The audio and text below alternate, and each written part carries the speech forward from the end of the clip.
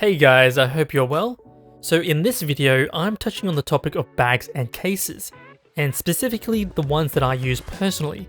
Being a solo videographer, I can only carry so much at one time, so ideally having things packed for transporting and storage makes things much more manageable. The items I'll be going through work specifically for my gear and equipment, and were all purchased after doing research and carefully weighing up all of the options. I will say that some of these are not that budget friendly, so whether or not they're right for you will depend on your particular needs and budget. But do get what you pay for, and I have no complaints having owned some of these items for several years now. But this is more or less just to give you an idea of some of the bags and cases I own and how I use them. So let's get into it. So the first item is made by Godox, and Godox actually offer a very wide range of bags and cases to choose from. I needed a case to store my lights, so I chose to go with the CB51 rolling case. The design of the case is very minimal but sleek, and it is very sturdy, and does also have a nice color palette in my opinion. In terms of handles, there's one on the top of the case, as well as a bit of a hold on the bottom, which is part of the protective guard. There's also a slot on the top to insert a business card or a label. And the telescoping handle can actually be found in this hidden zipped compartment, which is a nice piece of design for when you don't need to actually use it, so it's out of sight. There are also a couple of zipped compartments located on the front of the case, but they are pretty tight, so realistically you can only really put small or flat items in there like cables, power banks, some tools, documents, or folders, if anything. In terms of the wheels and handling, it feels really good and smooth on most even surfaces. The wheels are of high quality, but are not made for off-road, so don't expect them to work well on dirt or gravel paths. And just like with the bottom, there are protective feet to elevate the case off the ground to prevent it from scratching and from moisture. On the inside of the case are two side release buckles on each side holding up the lid, and 3 zip pockets with plenty of room to fit items in them. The internal dimensions are 64 by 38 centimeters and a height of 27 centimeters. The case does come with padded dividers, so you can configure them to the way that you need. I have additional dividers as well from other cases, so I tend to use them for even more flexibility. I can fit around 3 or 4 small to medium lights and their cords, or 3 lights if including their reflector dishes. And next up are the Neewer rolling cases, which I have 2 different sizes of. And starting with the smaller one, the approximate dimensions are 1 meter high by 38 by 30 centimeters. There's a handle on the top of the case, as well as the carrying straps to help you lift it upright or to place into a vehicle. The wheels are quite sturdy, and wheeling the case around is quite easy. And just like with the Godox rolling case, there are protective feet on the bottom and on the back as well. And the smaller version also has a compartment on the side, which can come in handy. In terms of what I put in this case, because it is shorter, it's good for fitting slightly smaller things like soft boxes, smaller tripods, some lighting stands, boom poles, and other accessories. You can fit quite a lot into it, and even put lights in them if you wanted to, but I personally don't feel it's as secure, so I prefer not to. With the larger case, the dimensions are the same except for the height, which is an extra 20 centimeters. The design is virtually the same except that it doesn't have the side pocket and the colors are slightly different. The cases do come with padded dividers, but I generally like to take these out so that I have more room to play with. So with these, I'm able to put more in and longer items as well. They can get pretty heavy, especially with lots of stuff or metal stands, so moving and lifting these can be pretty hard if you don't have the strength, or may require 2 people to lift into a car. But these definitely make life much easier when transporting gear. Another item that I sometimes use to transport gear is a beach cart, which is not only very affordable and widely available, but also compact and can fit quite a lot of stuff. I will say that not all beach carts are made the same, and I've heard of a couple of stories of people's carts breaking while on a shoot. So I think it's worth looking for one that's sturdy and reliable. The one I have is very sturdy and is rated to hold up to 100 kilograms, and haven't had any issues with it. I think so long as you don't push it to its limit and keep it in good shape, it will do just fine. This one also includes Velcro straps located on the side to secure a beach umbrella, but I like to use it to hold an extra stand, whether that's a baby C stand or a normal light stand. And I did also purchase a rain cover that goes with this cart, which comes in really handy if it does happen to rain or to protect it from dust or sand. So I have mainly used this cart to move gear from my car to the shoot location. And this sometimes means making multiple trips back and forth, but it is just so much more practical than moving everything with just two hands. I've also used this in outdoor locations with very minimal gear and has been particularly useful on rough terrain or when the ground is dirty or wet. And just being able to wheel stuff around means it won't break your back or tire you out quicker, which is not something you want to happen while also filming and doing other things on the day. I will generally put the flatter and shorter items on the bottom and then stack as much as I can on top, as some gear will need to hang outside of the cart. And the fact that it can fold up nicely means it won't take up too much space on location or just to keep your items together in a neatly organized area. I do also have one hard case, which is just a cheap one from a hardware store, which I solely use to hold metal items like clamps, grip heads, adapters, and safety chains. When it comes to bags for my audio gear, and specifically for my sound devices MixPre 6, I use the Orca OR-28. This bag is definitely not cheap, but Orca is one of the top brands used by many professional sound recordists in the industry. The benefit of having a bag like this is just how modular and easy it is to access areas. It's designed so that the whole bag can essentially be unzipped around all sides and exposed. This makes it easier to connect or disconnect audio cables and to locate and access all of the dials, ports, and buttons on the audio device. The side pockets have double zips, which allows you to feed multiple cables through, and when you do need to access the inside, you simply just unzip and pull the whole thing apart, which is velcroed together. There are also two Velcro straps on the front to hold a small to medium sized boom pole if you wanted to, and also Velcro straps that attach directly onto the strap slots on the audio device, which props it up higher in the bag. Orca make a range of different bags, but this particular one is compatible with the following. Sound recorders commonly use these types of bags because of its portability and flexibility, being able to quickly monitor and access the audio while carrying them, making them the ideal setup. As for the rest of my audio gear, I put them in this bag, which is the Sachtler Camporter camera bag, small version. So I originally intended this bag to be used for my main camera so that I could keep it fully assembled in the bag. But even though it does fit, it doesn't really leave much room for anything else. And so I ended up getting a different bag, which I'll talk about later. And so now I use this to store audio gear, which has actually been really good. Again, this is not a cheap bag, so I wouldn't recommend buying it just to store audio gear, but rather use it for cameras and lenses that fit. So by far the most unique thing about this bag is the design of the carrying handle, which has this click-in mechanism that locks together quite easily. Most other bags use Velcro to secure the two carry straps together, so this is quite a different design, and actually much quicker to just put together and go. There are zipped pockets located on both sides of the bag, but are quite thin, so ideally used for flat items only, and on the bottom are some protective feet. The shoulder strap is also well constructed and have grippy strips on the underside, and can be detached quite easily from the clip if you don't want to use a strap. Opening up the bag, there is plenty of room to fit a smaller camera package and accessories, and has a quick release buckle on the bottom to secure a camera. Padded dividers are also provided with the bag, And as you can see, I am able to fit quite a bit of stuff in the bag, including a couple of microphones, an audio recorder, headphones, XLR cables, shock mounts, cases, and other accessories.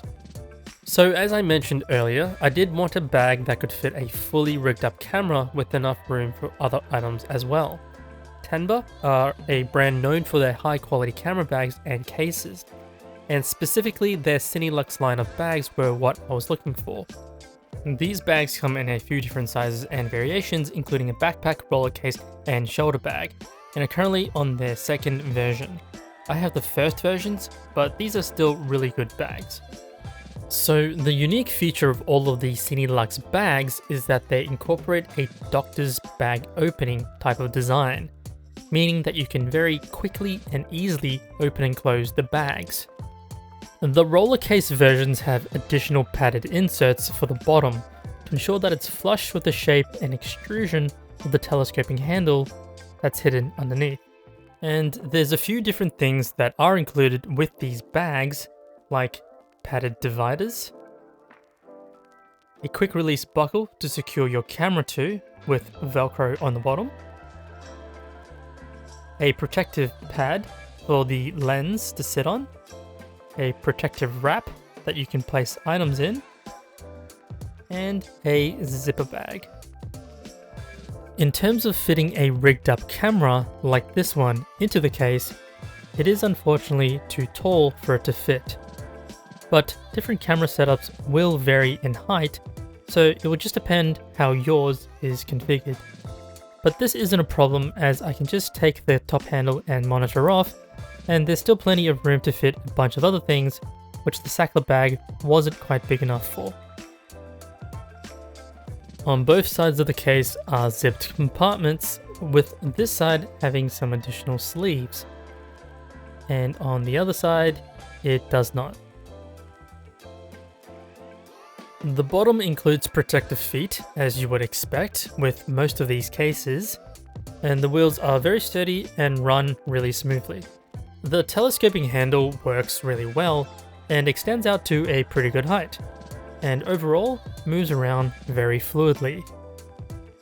The only gripe I have with this case is where the zipper ends intersect with the side handles, making it a bit cumbersome if I wanted to grab the handles. I can tuck them under the handle, making it easier, but then I would need to untuck them if I wanted to unzip and open the bag again. It's the same issue on the bottom side with the zipper and handle, but I did notice on this side that there's a magnet on the inside, which conveniently snaps so it doesn't dangle, especially useful when the case is sitting upright. And now onto the larger bag, which is the shoulder bag 24, which has significantly more room to put things in. Again, it comes with the same items like dividers, camera strap, and the protective pads and wraps. And as you would expect, it has no problem fitting a fully rigged up camera, with still plenty of room above, so you could fit even taller camera setups, and lots of space to fit other accessories as well. And here is a quick comparison between the two in terms of their size. And just like with the smaller case, it has handles on both sides. But because it is a taller bag, you can see that the zipper and handle don't clash together on this one. All of the Cinelux bags, backpacks, and cases have this blue metal lining that goes all the way along the top. And this is to allow for the doctor bag opening design to work. They've also incorporated leather trim on the underside of the handles for better grip and comfort. The shoulder strap is quite large, which makes sense given the size of the bag, and it has grippy dots on the underside as well. It's definitely well constructed and can handle the weight of the bag and items in it, but I will say it can get pretty heavy and tiring after a while on the shoulders, so I wouldn't recommend carrying this around for long periods. And again, you can easily take the shoulder strap off if you don't want to use it, or if it's getting in the way. In terms of storage, there's zipped pockets on 3 sides of this bag, which has lots of room to put items in. The longer side, again, have additional sleeves for better organization. And then the 2 smaller sides allowing for some additional items as well. There's also a luggage sleeve to slip onto the handles of other cases, which comes in clutch when traveling. Overall, I'd say the Cinelux line of bags and cases are exceptionally designed and constructed, and what makes them premium are all the little touches like using water repellent ballistic nylon, as well as the ripstop nylon interiors, seatbelt grade webbing, and YKK zippers, which all add up to the quality and premium feel. And if you shop around for second-hand ones, I think it's definitely worth it for what you get. And now finally to the camera bags that I use, which are the Think Tank Airport Essentials backpack and the Tenba Roadie Hybrid Roller 21, both of which have been on most of my shoots. Starting with the Think Tank, this has been a very sturdy and lightweight backpack, with internal dimensions of 41.4 centimeters by 27.9 and a depth of 12.7 centimeters. There's a handle on the top, the side, and the bottom, and a slot to put a business card or a tracking device. On the other side is a sleeve, which you can use to put something like a water bottle, an umbrella, or a mini stand or tripod. And they also provide you with a couple of buckle straps that you can loop through any of these slots to secure the tripod. And there is Velcro underneath a couple of the slots as well, to ensure it stays in place. When it comes to the inside, the front pockets have plenty of room to store flat items, with multiple sleeves and pockets, which are great for personal items and suited for laptops, tablets, and documents, and can easily fit my 16-inch MacBook Pro. It comes with padded dividers, so you can configure them however you need, and there's 2 additional mesh pockets on the top cover. I think for a travel camera backpack, you can definitely fit quite a bit in this. And it still remains very compact, which is perfect if you're going traveling or will be in the outdoors. I think the ergonomics are great and feels really comfortable, but they do have a chest strap on the front if you needed more support, which you can adjust by simply moving up and down. There is also a buckle on the bottom for your waist as well, if you wanted even more support, but I've never felt I needed it, so I took it off so that it would be out of the way. Additionally, all of the airport line of bags do include some form of a lock, or multiple locks, and this one has a combination lock that's permanently connected to a wire, which is great for locking either the front or the main compartment with the zipper locks. And this has been really handy for traveling when I need to keep my passport or boarding pass safe, or my wallet and keys when I'm on specific jobs. I do kind of wish there were 2 of these, as sometimes I do want to lock both compartments, but I could just use another lock for this, but it just would be nice to have another one connected to a wire. And of course, they've been kind enough to include a rain cover as well, which I have used on a couple of occasions, and it's just a nice to have in case it does rain, and it doesn't really take up that much room in the bag either. And finally to the last item, which is the Tenba Roadie Hybrid Roller 21, with internal dimensions of 43 by 30 by 17.7 centimeters. And is part of the Roadie Roller line of backpacks and cases. There's a handle on the top with leather trim underneath, just like with the Cinelux bags, one on the side and on the bottom. On the side, there's a fairly big compartment to fit whatever you want, suitable for things like water bottles, light stands, or tripods. And on the top is a compartment with an add-on strap, so that you can attach smaller bags onto it if you wanted. There's protective feet on the bottom, as expected, and the wheels run really smoothly and look pretty stylish. And with the telescoping handle, the case moves around really smoothly in all directions. In terms of locks, just like with the Think Tank backpack, it does include a lock with a cable. However, this one isn't actually fixed to the lock, so you can take it off and just use the lock by itself, or loop the cable on as well. I actually prefer the one on the Think Tank backpack, as there's little chance of losing or misplacing the lock.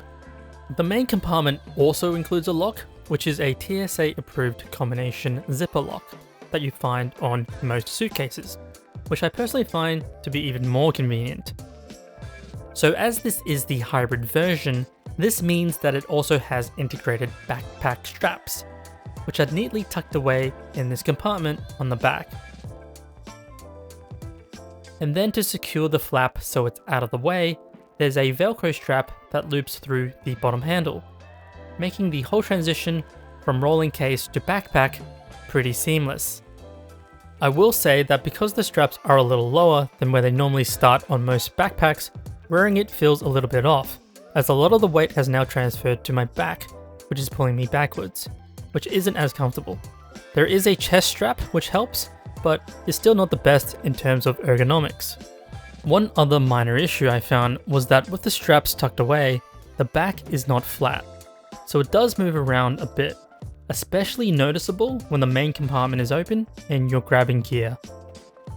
I actually didn't expect to use it much as a backpack, but I was at a location where I was required to go up some very narrow stairs and had to maintain 3 points of contact, so this did come in handy in this situation.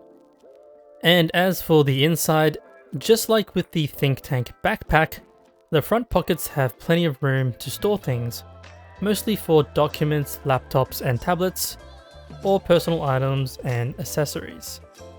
The main compartment can easily fit all of the things from the Think Tank backpack, and there's also this removable carry pouch which might be useful in some instances.